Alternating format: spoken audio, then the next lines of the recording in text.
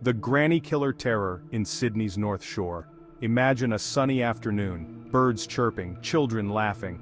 The North Shore of Sydney, known for its tranquility and picturesque scenery, was a place where families felt safe, and the elderly enjoyed their golden years in peace. Now picture this. A shadow falls over the idyllic North Shore of Sydney. The once serene streets are now shrouded in fear and uncertainty. The community, once vibrant and full of life, is now gripped by an unseen terror.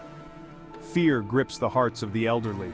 The sense of security they once felt has been replaced by a constant state of anxiety.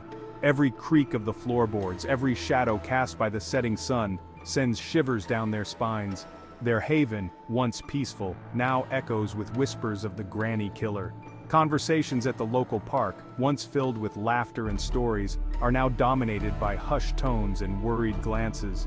The elderly, who once enjoyed their daily walks, now tread cautiously, always looking over their shoulders. This is the story of John Wayne Glover, the man who shattered their tranquility. A seemingly ordinary man, Glover's heinous acts would forever change the fabric of this community. His name would become synonymous with fear and brutality. His weapon of choice, brute force. Glover's method was as brutal as it was effective. Using hammers and other blunt objects, he would attack his unsuspecting victims, leaving behind scenes of unimaginable horror. His victims, vulnerable, elderly women. These women who had lived through so much were now targets of a merciless predator. Their age and frailty made them easy prey for Glover's monstrous intentions. He stalked the streets, a predator in plain sight, leaving a trail of devastation in his wake. Under the cover of night, Glover would roam the quiet streets, his presence a silent threat to all who lived there. The community, once close-knit, now lived in a state of perpetual fear. His crimes, as shocking as they were brutal, left an indelible scar on the community, a chilling reminder that evil can lurk in the most unexpected places. The North Shore, once a symbol of peace and safety, would never be the same again. The legacy of the Granny Killer serves as a haunting reminder of the fragility of our sense of security. A twisted path from England to infamy. John Wayne Glover's story begins far from the sunny shores of Australia. Born in England in 1932, his childhood was anything but idyllic. A troubled upbringing marred by abuse and neglect cast a long shadow over his life. He joined the Merchant Navy as a young man seeking escape and adventure. His travels brought him to Australia in 1955, where he settled and started a family. On the surface, he appeared ordinary, a husband, a father, a salesman. But beneath the veneer of normalcy lurked a darkness, a simmering rage waiting to explode. The modus operandi, calculated cruelty. Glover's attacks were as calculated as they were cruel. He targeted elderly women, often widows living alone, their vulnerability a sickening draw for him. He would stalk them, learning their routines, their habits, their weaknesses. He would approach them in broad daylight, often in public places they frequented. A swift, brutal attack, often with his bare hands, would leave them broken and lifeless. He would then discard their bodies, their dignity stolen along with their lives. A trail of terror, the victims of a serial killer, the story of a community haunted by an unseen predator. His reign of terror began in 1989, a year that would forever be etched in the memories of those who lived through it.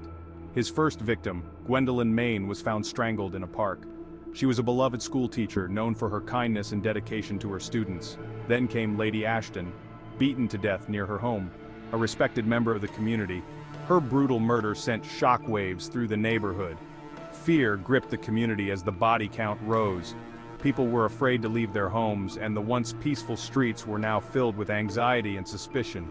Each victim, a mother, a grandmother, a cherished member of the community, snatched away by an unseen monster. Families were torn apart, and the sense of loss was palpable. The attacks were brazen, occurring in broad daylight, leaving no doubt that a predator walked among them. The killer's audacity knew no bounds, and the community's fear grew with each passing day. The police were baffled, the pressure mounting as the killer remained elusive. Despite their best efforts, the clues were scarce, and the investigation seemed to be going nowhere. Little did they know, the answer lay closer than they thought. Hidden in plain sight, the killer blended in with the very community he terrorized, leaving behind a trail of subtle clues that would eventually lead to his capture. Caught in the web, The investigation and capture. The investigation intensified, and resources poured into catching the killer who had gripped Sydney in fear. The police worked tirelessly, following every lead, every whisper. A breakthrough came with a witness's description of a man seen near several crime scenes. The description matched John Wayne Glover, a seemingly ordinary man leading an unremarkable life. As they delved deeper into his past, his dark secrets began to unravel. Surveillance was placed on him, and soon the net closed in. The psychologist's verdict inside the mind of a monster.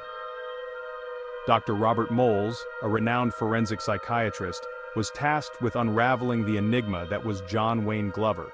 He painted a chilling portrait of a man consumed by rage, his hatred directed towards older women, a twisted echo of his own troubled past.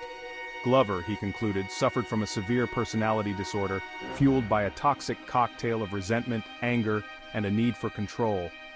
His victims, Dr. Moles believed, represented figures of authority from his past, their vulnerability a trigger for his murderous impulses. Justice served, trial, and sentencing. The trial of John Wayne Glover was a media sensation. The courtroom was packed with journalists, onlookers, and family members of the victims, all seeking justice, all demanding answers. The evidence against him was overwhelming: eyewitness accounts, forensic evidence, and his own chilling confessions. In 1991, the jury returned a guilty verdict on 6 counts of murder. The judge, his voice heavy with the weight of the crimes, sentenced Glover to 6 consecutive life sentences, ensuring he would never walk free again. Behind bars, life and death in Long Bay Jail. Life in Long Bay Jail, Australia's toughest maximum security prison, was a far cry from the quiet streets of the North Shore. Glover became a ghost, a shadow haunting the halls of the prison. He was a model prisoner, his violent outbursts a thing of the past, but the darkness within him never truly left. He remained an enigma, a man whose capacity for both evil and restraint continued to baffle those who studied him. The Final Canvas. A chilling message, a tale that sends shivers down the spine and leaves an indelible mark on the pages of criminal history. In 2003, death finally claimed John Wayne Glover, not at the end of a rope, but from a heart attack in the prison hospital. The notorious serial killer, known for his heinous crimes, met his end in a sterile, clinical environment far removed from the scenes of his brutal acts. His death, while a relief to some, brought little closure to the families of his victims. The pain and suffering endured by those left behind could not be erased by his passing. The courtroom battles, the endless nights of grief, and the haunting memories remained etched in their hearts. But there was one final chilling act left to play out, an act that would leave an eerie legacy and raise more questions than answers. After his death, prison guards discovered a series of disturbing drawings in his cell. These were not just random sketches, but meticulously detailed pieces of art that seemed to hold a deeper, darker meaning. One, in particular, sent shivers down their spines, a row of figures with their backs turned, walking into a dark tunnel. The imagery was haunting, evoking a sense of dread and foreboding. Was this a confession of his unconfirmed crimes? A cryptic message that hinted at more victims, more untold stories of horror? The detectives and investigators were left to ponder the true meaning behind these chilling drawings, a final macabre message from beyond the grave, or simply the twisted imaginings of a disturbed mind. The mystery of John Wayne Glover's final artwork continues to haunt those who dare to look into the darkness of his soul. The questions linger and the answers remain elusive, leaving a chilling legacy that refuses to fade away. Unanswered questions, the shadow of doubt. Glover's death did not erase the horror he inflicted. It did not answer the lingering questions that haunted the families of his victims. Were there more victims, their stories forever untold, their fates forever unknown? The eerie drawing found in his cell fueled speculation, casting a long shadow of doubt over the official narrative. Some believe Glover took secrets to his grave, secrets that could rewrite the history of his crimes, adding new layers to the already horrific tapestry of his life. The legacy of fear, remembering the victims. John Wayne Glover, the granny killer, left an indelible mark on Sydney's North Shore. His crimes shattered the illusion of safety, leaving behind a legacy of fear that lingered long after his death. But amidst the darkness there is light. The resilience of the community, their unwavering spirit in the face of unimaginable tragedy, is a testament to the enduring power of hope. And so we remember the victims, not for how they died, but for how they lived. With grace, dignity, and a quiet strength that continues to inspire.